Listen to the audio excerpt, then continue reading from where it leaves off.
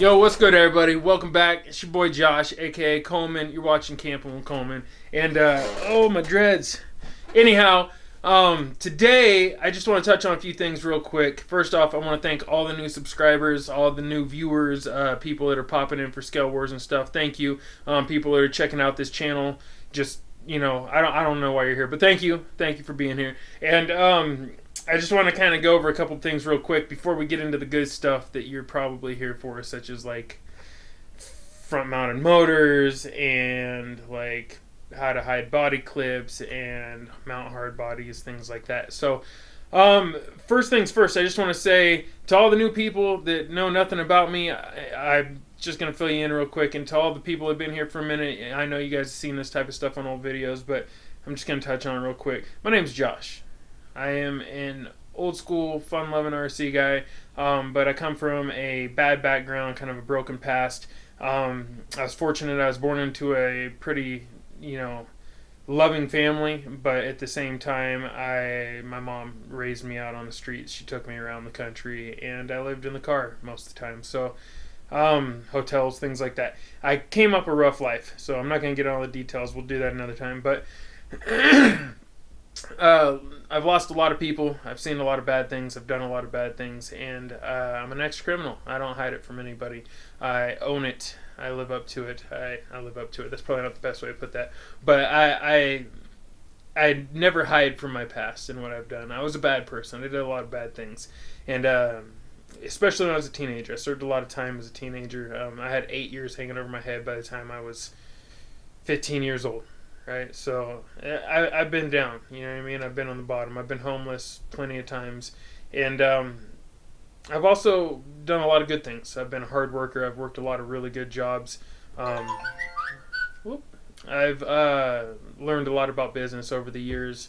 I'm a good salesman. I'm a good husband. I'm soon to be father. I've got a lot of stuff going on. I take care of people, and I always fight for what's right. So there's a lot of good to me too, but there's no denying that I come from a broken, bad history, right?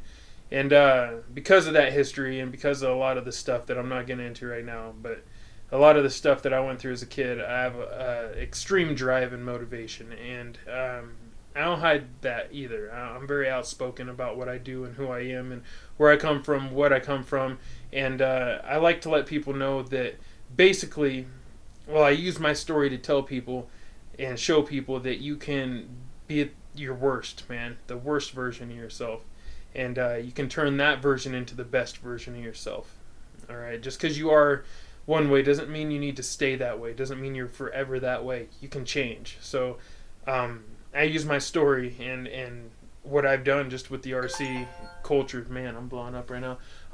I use that to show people that there's always another way. And I get messages a lot from people. I don't really publicize that, but I get messages a lot from people that kind of share their stories with me and talk about how they relate to me or relate to what I've gone through, or they are inspired or motivated by what I'm saying or doing. And so my channel's not necessarily just about RC. It's about the come up. It's about change. It's about enjoying life. It's about adventures. It's about me just being a better person. And RC just so happens to be my medium. It happens to be the way that I do that. So I love motorsports in general. I love to be healthy. I'm unhealthy right now, so that's kind of hard to sell people on, but I'm going to work on that soon. And I use my channel as a platform to try to breed positivity and try to breed inspiration and motivation for a better life, no matter what that life is. So, and it doesn't matter where you're from, who you are, or whatever. I'm not with the negative stuff. I'm about the positive stuff. So, if every once in a while you might see me dropping the band hammer on somebody in the comment section for being negative. I'm not going to put up with it. So, moral of the story is, I just wanted to get to know you guys a little bit better, or at least let you get to know me a little bit better. You'll see me at a lot of events, not a lot, but the events I can make it to. You'll always see me at Axial Fest, Oregon Recon G6, and whatever events I can try to make it to. I'm trying to get to like Team K&K Hardware's TTC. I'm trying to get to some more events down in the Reno area, like the Moon Rocks stuff, the Fire and Ice Challenge, all that. There's a lot of things I'm always trying to get to. The Northern California guys got a lot going on. Over on the East Coast, those guys got a lot going on. So there's always something going on, and it's just a matter of my situation at the time if I can or cannot make that. So anyways, I just wanted to kind of break this down a little bit for you guys, and I guess we can get into the good stuff. I know why you're actually here, so I won't keep you. It's been a while since I've done camping with Coleman, and that's another thing I want to touch on just real quick is what to expect from this channel. Mondays usually are motor control, unless I had a crazy weekend, in which case sometimes they can be late, like on a Tuesday or today a Wednesday. Thankfully, Holmes Hobbies is very, very cool with my situation, and they're very, very supportive. And so big shout out to Holmes Hobbies. If you guys aren't familiar with Holmes Hobbies, you should definitely watch my motor control series and check them out, homeshobbies.com. Best ESCs, motors, and a whole bunch of other stuff in the industry, just hands down. So but yeah, it's motor control is on Mondays. We've got Camping with Coleman on Wednesdays. We've got live stream Q&A is usually on Thursday or Friday evenings, and then Saturday mornings is Scale Wars, and that's like my normal schedule. And it's a new schedule, and I suck with schedules, so it's loose. Bear with me, there may be some hiccups, but that's what I'm shooting for. And also, every once in a while you'll see me slip in some other stuff, like just a random live hangout, where I'll just go live and just hang out and see what you guys are up to. Or I do a lot of RC music videos, like crawling videos. It's my passion. I love going out and filming an epic trail session and then putting it to some just ridiculous music and chopping it up and just putting my thing to it. So I do that. You might see that pop up from time to time. I like event coverage. I like to film Axial Fest and things like that. Anytime there's a big gathering of people and I'm able to get involved, I like to kind of do that. So, there's a lot of random stuff that pops up, but that's the main thing you can expect from me is those type of videos. So, yeah, anyways, you guys, I will quit rambling. Let's get into the good stuff. Let's do this. Okay, so we're going to use my XJ as the best example here because I'm in the middle of this build anyways. So, as you can see, hard body situation. It's got Wordy made front bumper, Wordy made rock sliders, and Wordy made rear bumper, right? Sorry, I took the back hatch off right now just because I was reaching and working on stuff, but so that's the setup, right? If you want to look these up, you can find Wordy Made's products at ckrchobbies.com, and I believe you can also find them at tgndistributing.com. So go ahead and check them out. And then basically, here's my philosophy on this, okay? Look at a real-life vehicle, not like your first impression of it, but actually look at it. Look at the chassis. Look at where the chassis lines up with the body. Look at the suspension. What type of suspension does it have, and how is that suspension arranged? Look at proportions, Look at where the floorboard sits in proportion to the body itself. When you open the door, how much of a lift is there to the floorboard, or is there a lift? You see what I'm saying? Like, check the tunnel and the dash configuration, not just up top, but underneath, How much room is there under the hood, the firewall, that sort of stuff. Just take all of that into consideration. Now, obviously, we're building toy cars here, RC. This isn't going to be an exact replica. But the goal is to try our best, okay? We don't just not do it because we don't have to. The goal is to try to do our best, okay? And now, I am a great example of this because I like to try my best, but I always come up short somehow. There's always some way I could improve. I notice that always after the fact. So in this episode, right, or in this build, for instance, these bumpers and sliders are built for the factory axial XJ body.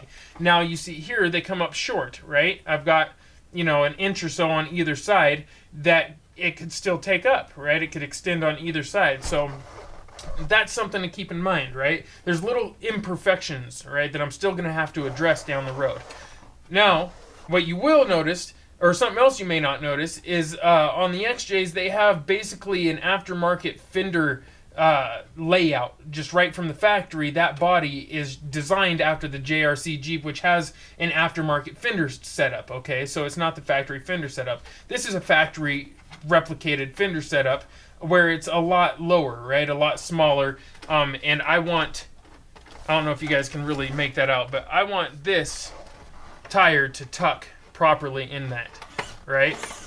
I don't mind a little bit of rub, but it can't stop it from turning and doing its thing, and I want it to fit right up in the center of that, as close as I can get it, okay?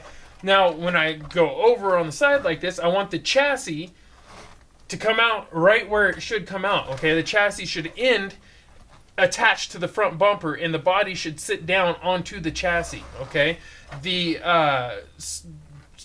frame rails on the side should be level with the bottom of the body, or the bottom of the body should be just a little bit above or below, okay? It just depends on the vehicle. You just need to look in real life, how is that vehicle, all right? In this case, as you can see, the body is like right where it's supposed to be, all right? The chassis comes down just enough, it literally sits right on top of the rock sliders, all right? In the back, you see what's going on here. Now, matter of fact, hold on, let me grab the thing for this. Right here, we'll go ahead and I'm just gonna kind of lock this in just so you can see.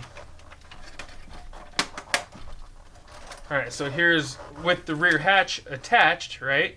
And you can see, where does that go to? It goes right down to the bumper, okay? And the bumper goes directly to the chassis, alright? So there's no funny business going on. The chassis isn't sitting way down here and the bumper's way up here or anything like that, alright? And that's what I'm talking about a lot on Scale Wars, alright? It's not to be mean to anybody or to make fun of anybody or anything like that. It's just to give you guys ideas and tips. And this is what I'm referring to, is this type of situation. These bumpers, they're on there. They're not going anywhere. If I slam this thing into the ground, right, and it hits the bumpers, I don't want to mess up my mat, it's not going to mess up my body, right? It's going to directly impact or send that impact into the frame, into the chassis, just like in real life.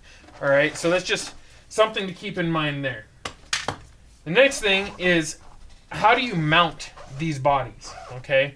And this goes hand in hand with body mounts, basically, and not having body clips, all right? If I were to drill holes in this and put 2 posts sticking out with body clips, it doesn't matter what else I do to this, I'm always going to see those, and that's always going to be a problem.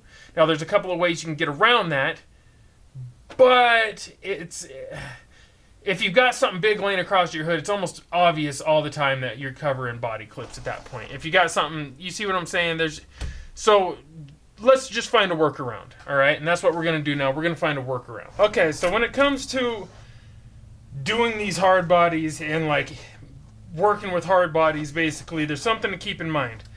No two people are usually going to do it the same, and everyone's just going to have a different take on it. You know, there's no right or wrong way to really do it. You just have to think outside the box sometimes, okay? There's no bracketry readily available where you can just be like, oh, here's an XJ to SCX10 bracket, or mounting post or whatever. Now, some companies like RC4 Drive is making them for the LC70 body for their vehicles, right? But there's nothing available for axial and just all these random bodies that are out there. So you've got to be creative. You've got to think outside the box.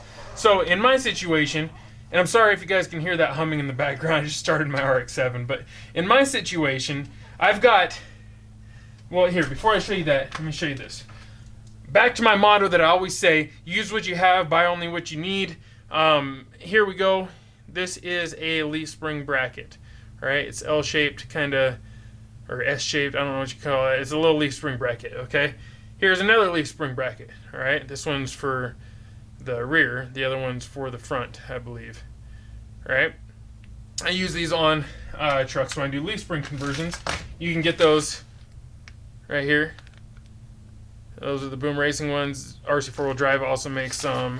There's a bunch of them out there. You can get them from a few different places. So basically, what I do is I take these, well, at least on this build, this is the first time I've ever done this. This is a great example. I took these, put them down, hammered them out, right, on the floor until they were nice and flat. Okay, and not L-shaped or whatever anymore. I made them nice and flat. So now they're triangular pieces, right? And then I take those, and I drilled holes in the front of the bumper, right? I drilled holes right here. You got to measure and everything.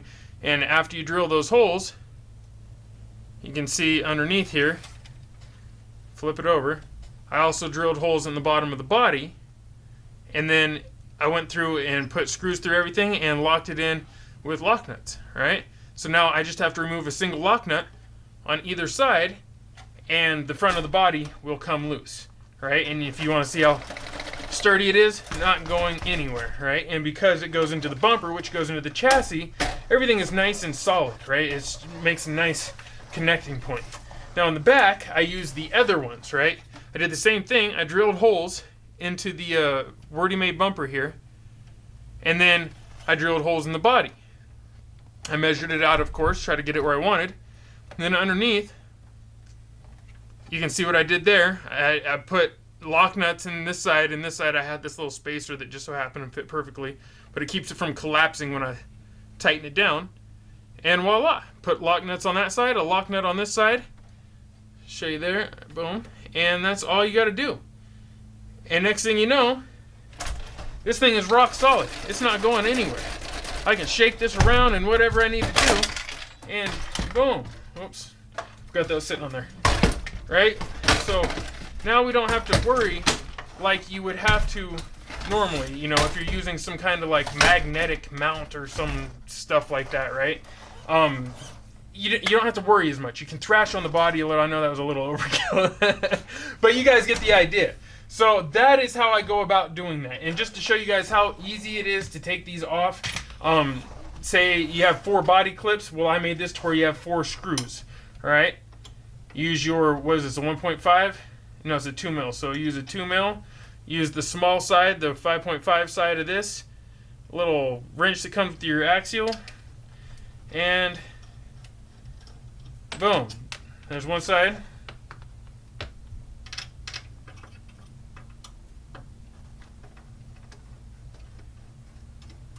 Boom, there's the other side. Then you go to the back, and you basically just do the same thing. Slip this inside, right over the top of that. Oops, helps if you get it on there though. There we go. And just remove this. Then you do the same thing on the other side.